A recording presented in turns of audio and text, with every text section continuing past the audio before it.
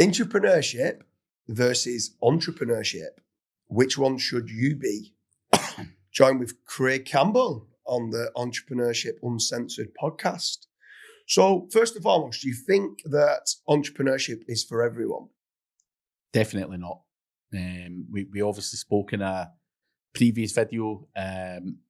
Some people just can't cope mentally, physically, whatever it may be, into doing that. Some people just are not cut out for it. So that's definitely not. I'd say it's actually a much smaller percentage of the population out there that have got it. Probably 80-20. Completely something agree. like that. So definitely not for everyone. So then with regards to intrapreneurship versus entrepreneurship, at what point, how should someone know, what's the main attributes of an entrepreneur versus an intrapreneur? Obviously, an entrepreneur, like yourself, you're willing to put your money where your mouth is. You're willing to try shit. If it fails, it fails. No one to go and cry to. Obviously, entrepreneurs are basically an employee and want to use other people's money or, put the risk all on you. I don't mind spending your money if I'm a shit bag and if it fails, it fails. I don't really care. It's a shit idea anyway. So I kind of see it as I'm not saying it's a bad thing to be that person. Sometimes you need other people's money to grow and stuff like that as well. Maybe you can grow from an entrepreneur to an entrepreneur just because mentally you just need confidence or whatever to then take more risk as you go. But I think, for me, the entrepreneurs is much more of an employee type thing, and you're always going to get bent over, if I'm being honest. Someone's going to leverage you. It's the person that's willing to put the capital up or whatever it's going to be is going to be the one winning, and you're going to be getting bent over and ridden for as long as they can ride you for, and tossed in the scrap heap when they decide to boot you out as well. So I think there's a lot more risk in doing that than losing actual cash. So let's say it's 50 grand for talking's sake.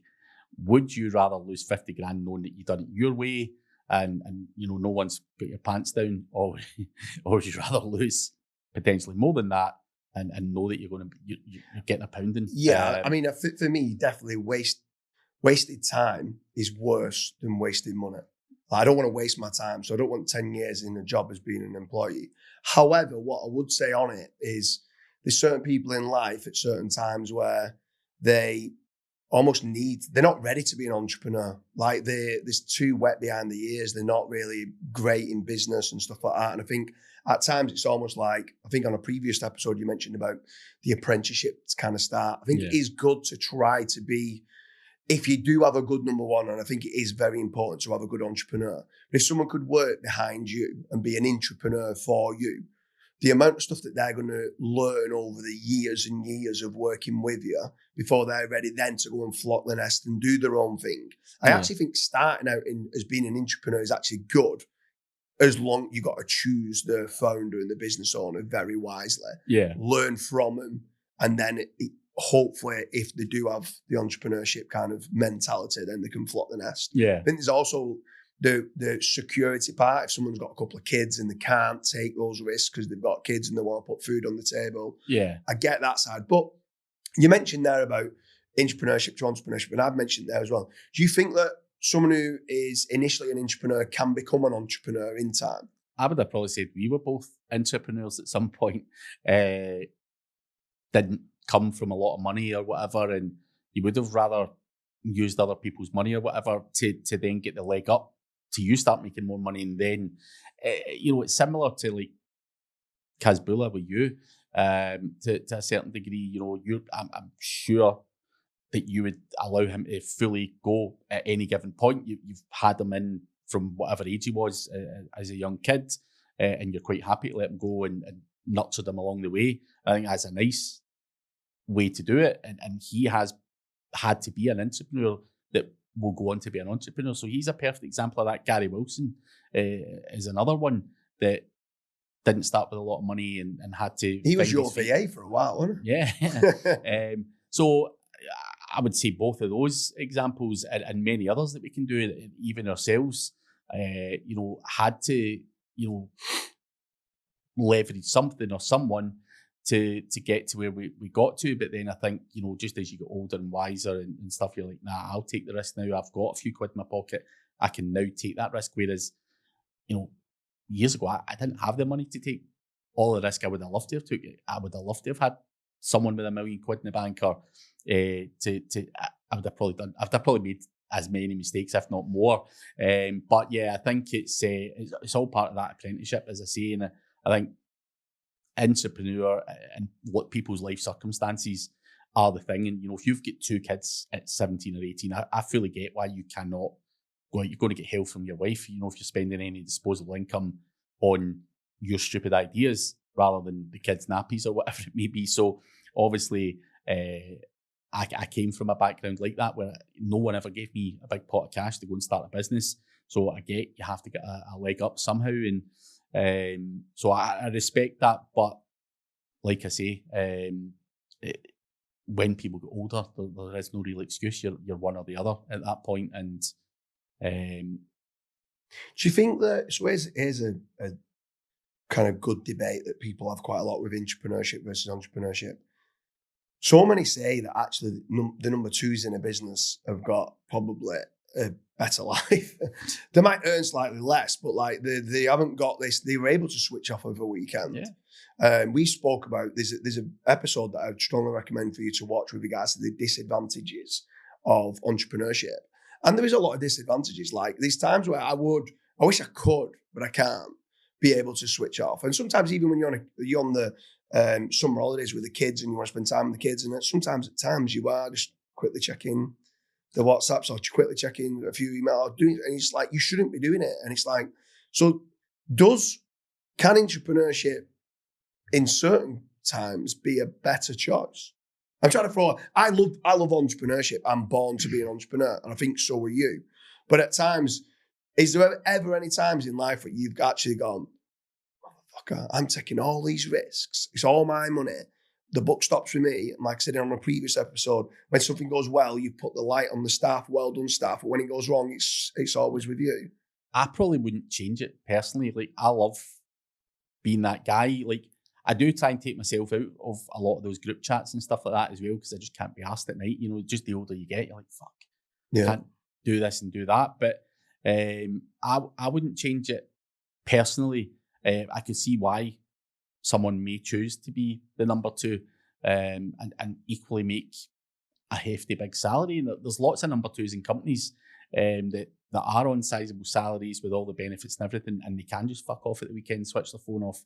But I don't know if I would change that. I like to be the one that's doing everything. And I think that's just second nature to me. I don't know if it's part of the upbringing or whatever, but it's in your DNA to be an entrepreneur, definitely. But it's probably similar to you as well. Like, even if I was playing chess, I'm going to fucking beat you at it. You might technically be better and you might have played it more than me, but one way or another, I'm coming back to fucking beat you, and I don't give a fuck. And but it's the same at anything, whether it be chess, whether it be football or golf.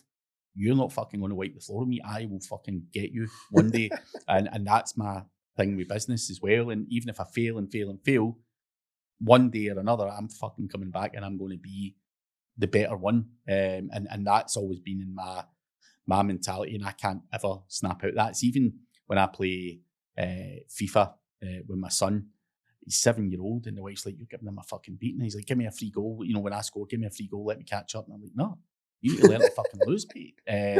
Not fucking happening." And the wife's like, "Come on, man." I'm like, "No fucking way. Like, you need to have that." And it's just, I don't know where I got it from. Don't know why, but I just don't like getting beat. So I don't think I could be an entrepreneur personally. And that's just, I don't know, upbringing thing, or just I'm born not right in the head. But I think you've got it as well. Like, I could see, like, let's say let's say we go sparring and I fucking catch you with one. I know you're going to be back in that fucking ring. No, but you come back down here, you're good in that fucking ring next week, and you're going to go away and get lessons or whatever to knock me out, or whether it be table tennis or paddle or whatever. I know you're going to be like, "You motherfucker." And I think Cristiano Ronaldo done it once. There's a story kicking around, I can't remember who it was, but he's playing table tennis with someone and they fucking whipped his ass. He went away for about 2 weeks and he fucking bought the table and all that stuff. He fucking get lessons and practicing like a motherfucker. And then he came back and he fucking schooled that fucking motherfucker. And that is what I've got as well. Me and Adam O'Hearn. So Adam O'Hearn, I didn't even know he was good at tennis. And he's playing tennis, so he goes over to Florida to travel with Gary Wilson. Goes over there, plays, he beats me 6-1, 6-2. Mate, I was fuming. It ruined my whole day. I'm there in Florida, nice weather, everything like that. I was out afternoon at a beach party and stuff like that. I'm done.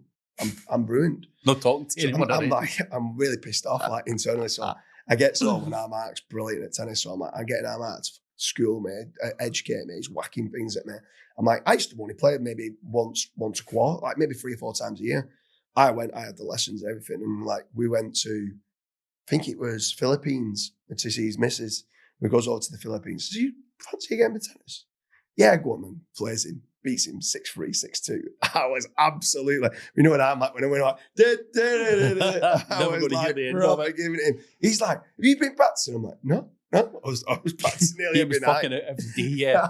Dude, we done it in my office. I used to have table tennis in my office, and I never actually went for lessons in this, but I was getting fucking whipped at table tennis. I just couldn't get the fucking knack of spinning the ball and all that stuff. And I Googled table tennis lessons and all that, and there wasn't many people who give you table tennis lessons. There was some shitty little club in the north of Glasgow, and I'm like, fuck that. And I did phone the guy, and I'm like, dude, I'm coming up there. You're going to fucking show me how to beat these fucking motherfuckers. Just because it's an obscure one in Glasgow, there's just not a lot of coaches about. But anything else, you know, if you beat me at it, you better believe. See if I need to go invest $2,000 to get better at it, you're getting it. I don't give a fuck what it cost me. It's not even about a cost thing. But then again, that comes back down to you being kind of an entrepreneur. Sometimes I feel like an entrepreneur could end up just not having that kind of drive about them. So it's an interesting debate anyway.